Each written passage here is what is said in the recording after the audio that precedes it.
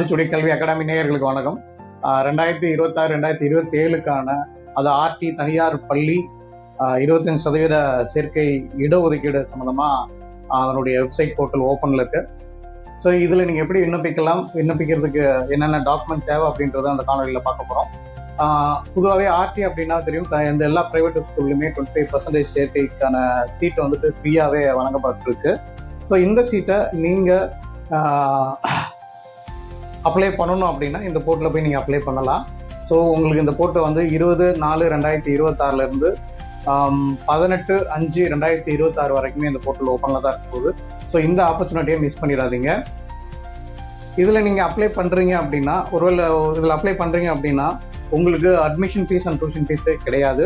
அதனால் இந்த ஆப்பர்ச்சுனிட்டியை மிஸ் பண்ணிடாதீங்க. இல்லை நீங்கள் அப்ளை பண்ணணும் அப்படின்னா, நீங்கள் உங்கள் குழந்தைய எல்கேஜியில் சேர்க்குறீங்க அப்படின்னா உங்கள் குழந்தையோட டேட் ஆஃப் பர்த் 1/8/2022 31/7/2023 வரைக்கும் உங்களுடைய குழந்தையோட டேட் ஆஃப் பர்த் இருக்கணும். அதை கரெக்டாக பார்த்து வச்சுக்கோங்க. ஒருவேளை உங்கள் குழந்தைய ஃபஸ்ட் ஸ்டாண்டர்டில் ஜாயின் பண்ண வைக்கிறீங்க அப்படின்னா அவங்களுடைய டேட் ஆஃப் பர்த் 1/8/2020 31/7/2021 வரைக்கும் இருக்கும். இதுக்குள்ளே இருந்துச்சுன்னா மட்டும்தான் நீங்கள் என்ன பண்ண முடியும், அதில் ஈஸியாக அப்ளை பண்ண முடியும். அதனால் டேட் ஆஃப் பர்த்தை முன்னாடியே செக் பண்ணிக்கோங்க, கொண்டு போகிறதுக்கு முன்னாடியே.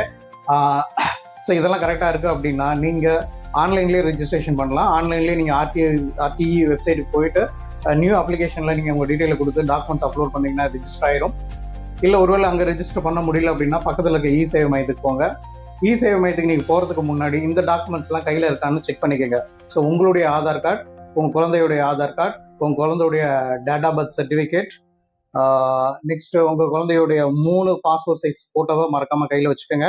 அதே மாதிரி உங்கள் இன்கம் சர்டிஃபிகேட் கையில் வச்சுக்கோங்க, உங்களுடைய கம்யூனிட்டி சர்டிஃபிகேட் கையில் வச்சுக்கோங்க, உங்களுடைய இருப்பிட சான்றிதழையும் கையில் கரெக்டாக வச்சுக்கோங்க. ஸோ அதுக்கப்புறம் இந்த சர்டிஃபிகேட் இருந்துச்சுனாவே நீங்கள் பெரும்பாலுமே அப்ளை பண்ணிடலாம்.